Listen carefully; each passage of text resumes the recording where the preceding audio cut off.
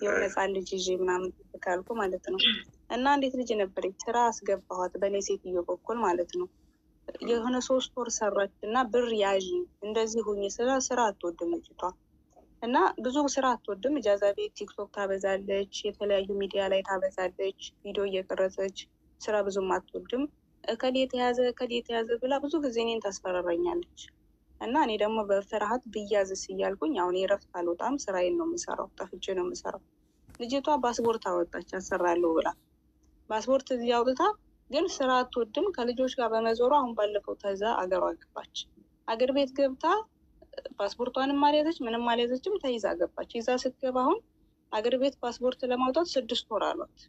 አሁን ፓስፖርቴን የምለብሰው ጫማ የለኝም ልብስም የለኝም፣ በእናትሽ ከቻልሽ ላኪልኝ ምናምን ብላ አወራችኝ። እና ይሄንን ያመጣው ምንድን ነው? ስራ ስለምትመርጡ በየጃዛ ቤቱ ምቾት ስለምትፈልጉ ነው እንጂ ስራ አለ። መጀመሪያ ላይ ስንጠፋ ሁላችንም ተታለን ወጥተናል። ተታላችሁ ወጣችሁ ደግሞ ስራ ከተገኘ አንገታችሁን ደፍታችሁ ሰርታችሁ የሚገጥማችሁን ነገር አታውቁትም። ነገር አቁታችሁ ልትሄዱ ትችላላችሁ። ሄዳችሁ ሌላ ስደት ደግሞ ስትጀምሩ የሚገጥማችሁን አታውቁትም። በዛ ላይ በጣም ብዙ ብር ልታፈሱ ትችላላችሁ። ምክሩ ደግሞ ለራሳችሁ ነው። ሁለተኛ ነገር ጸሎት አድርጉ ቢለው ሳሚ እውነቱን ነው። ለምን ጸሎት ማለት የምትሄዱት መንገድ እናንተ አታውቁትም ምን ውስጥ እንደምትገቡ ገባችሁ። አገር ቤት እኮ ሀገራችሁንም ቤተሰቦቻችሁንም ሰላም ብላችሁ ነው የምትመዙ።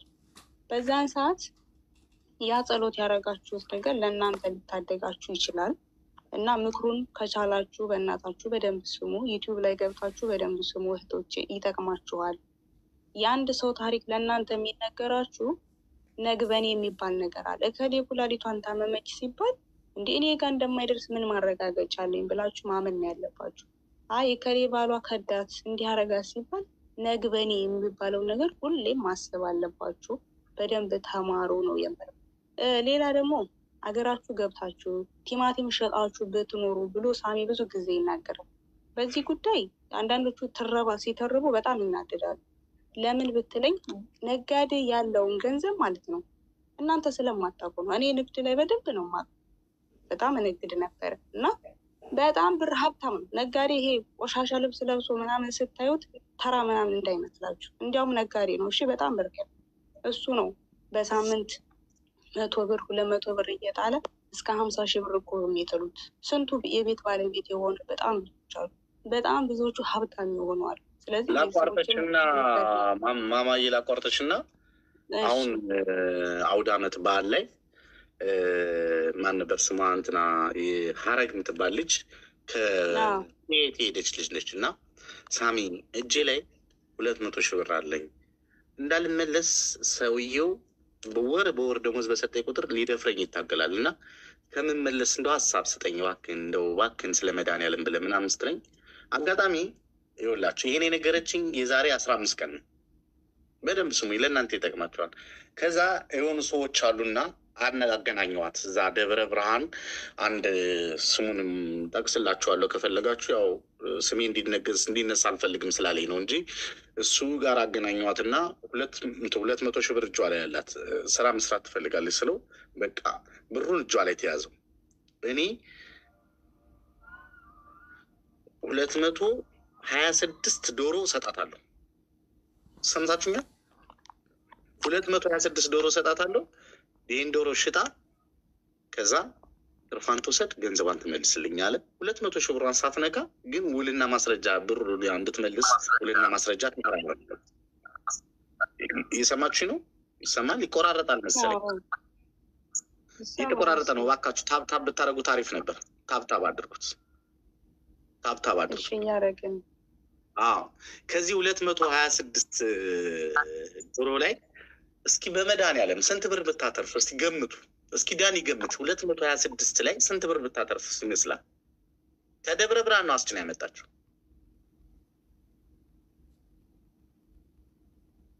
በአሁኑ ሰዓት ዶሮ ስንት ብር እንደገባ ሰምታችኋል። ስንት ብር እንዳተረፈች እስኪ ንገሩ። እንደው በሰዓት ነው የምትሞቱት። እስኪ ነው እናታችሁ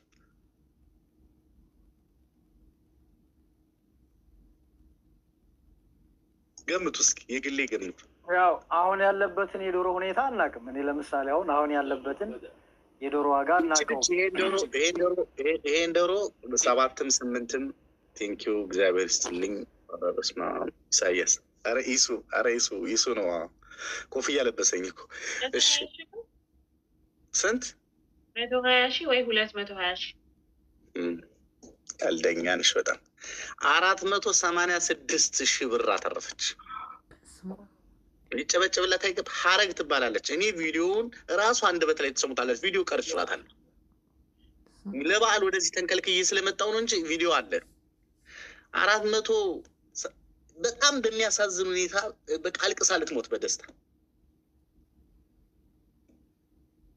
ስራ መስራት የሚፈልግ ሰው ስራ አለ።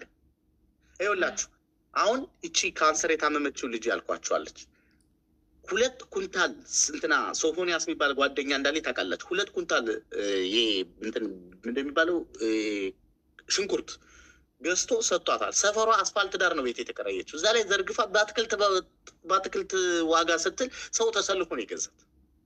ስራ እንስራ ከዚህ ሰው ሀገር ላይ መከራችሁን ከምታዩ ስራ ስሩ ሲባሉ አይሰሙም። ለምን?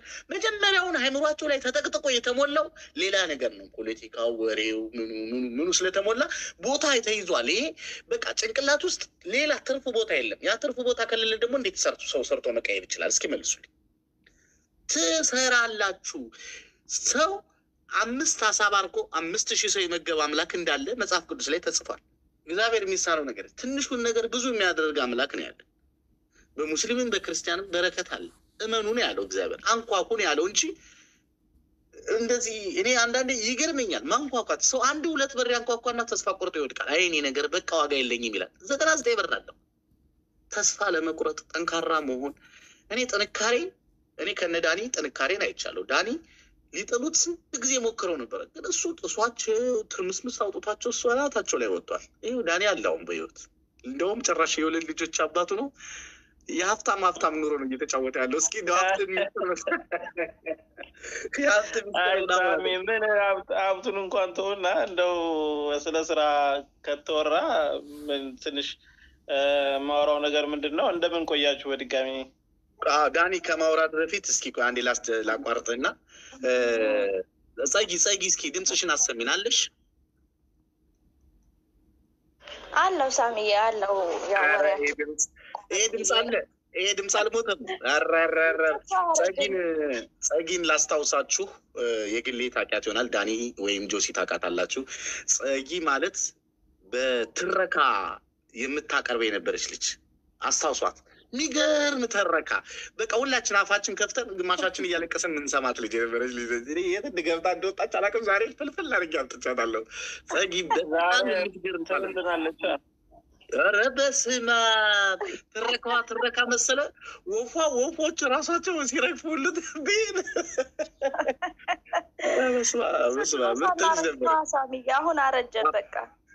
አረ ድምፅሽ አለ።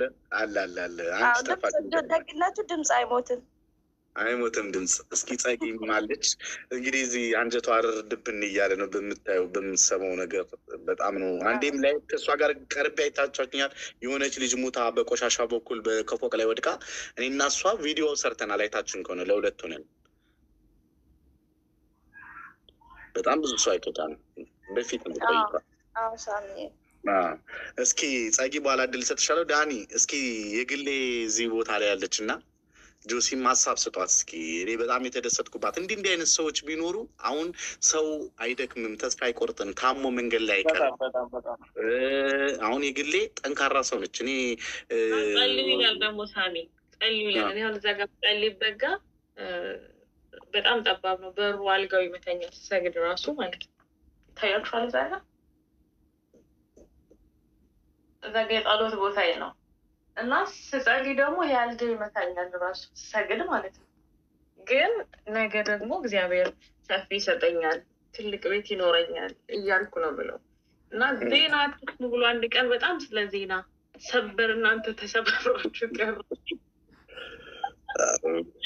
ተሰባብራችሁ ቀራችሁ ሰበር ሲባል እየሮጣችሁ የግል በጣም አፕሪኬት የምትደረጊ ነው። ምክንያቱም እንዳልከው አንተ ዜና ብሰማ ወይ ጨምሮበት ነው ወይ የተጻፈው ነው ብቶ ነው የሚያነብ። እንግዲህ ከዛ ዜና ወይ ጭንቀት ነው ሮጭ ያልሄድም አድበር አልደርስም። ለቁጭ ብሎ ዜና የሚከታተል ሰው ከዛ ሁለተኛ ምን አለመሰላችሁ በጣም የሚይዘው ነው ነገረው። እስኪ ጠዋት ስትነሱ ስልክ ላይ አድሯችሁ ቲክቶክ ላይ አምሽታችሁ ዝም ብላችሁ ሳዛዚ ዜና ስትከታተሉ በነገራችን ላይ ግን ሌላ ጸጉራችሁ በዚህ ጋር ቆሞ ኩሎቹን እዩ ብለም ነው ያልከው አስታወስክ? የግል አንድ ነገር ልንገራችሁ።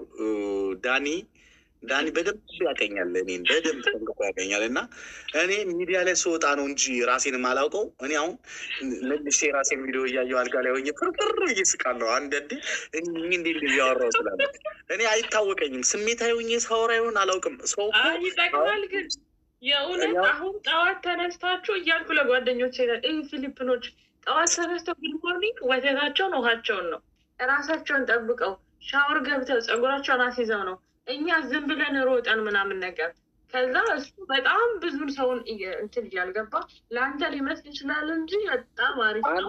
አንዴ የግል አዲስ ገበያ አንዲት ልጅ አገኘሁ።